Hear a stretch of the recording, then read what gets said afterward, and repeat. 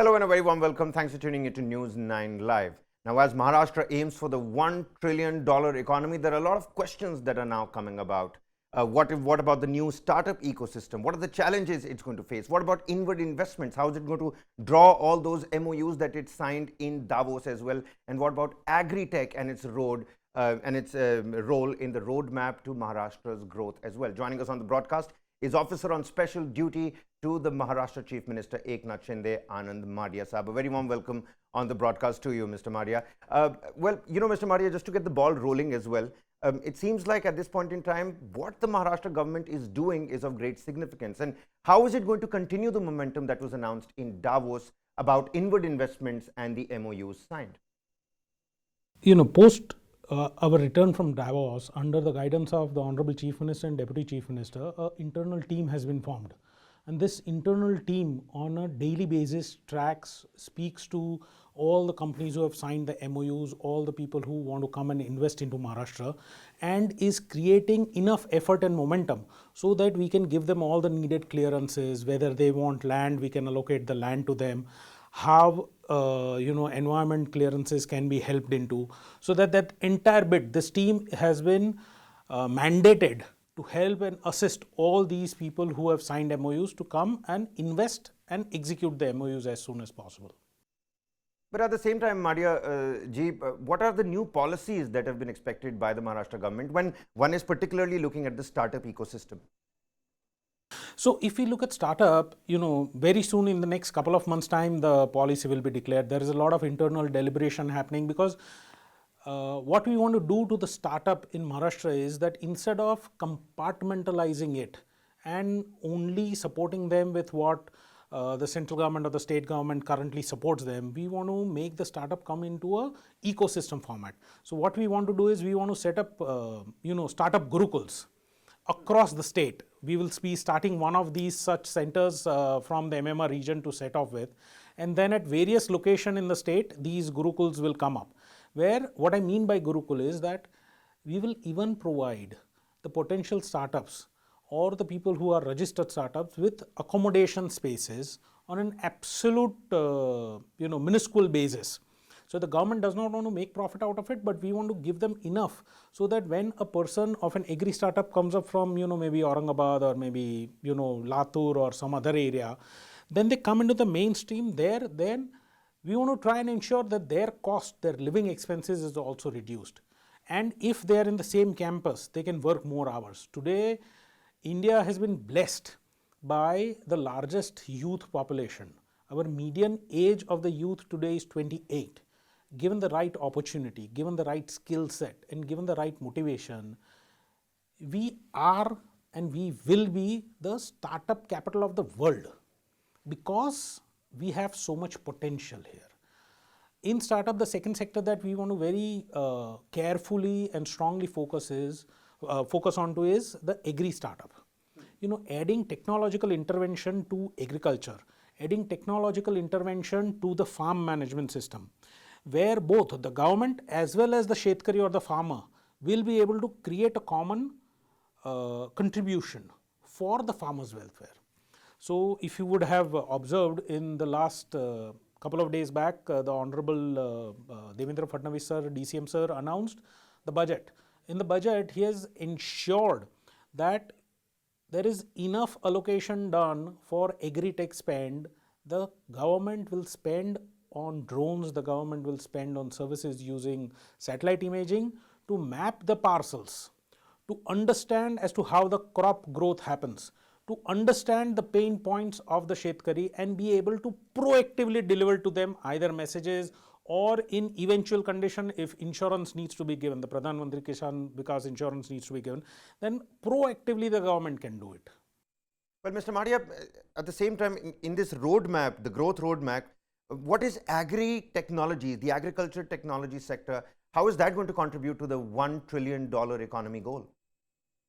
See, by large, India is an agrarian economy and Maharashtra also is an agrarian economy. Today, there is so much cultivation happening, but because of certain environmental challenges, we might have an issue. But this cultivation, when value is added to this cultivation and when then this is exported, that is when, the value to the farmer happens, growth of the farmer happens, which immediately transfers into growth of the state. So if I would say that the state is aiming at creating the $1 trillion economy, for us, the growth of the farmer is the most essential. So when I buy jaggery at an X cost and I add value to it and then I export it, that money is coming into the farmer's pocket and the state. And hence, it will be one of the largest contributing factors to the $1 trillion economy. But Mr. Madia, how does one prioritize sustainable development amid this magnanimous growth model? How will the 1 trillion economy goal accommodate sustainable development? The sustainable development goals are one of the most important things, but what we need to also understand is that for India and for Maharashtra, growth is a more important factor. Managing that growth and managing the impact on the environment because of that growth is in both hand of the governance and in hand of the people who are developing this.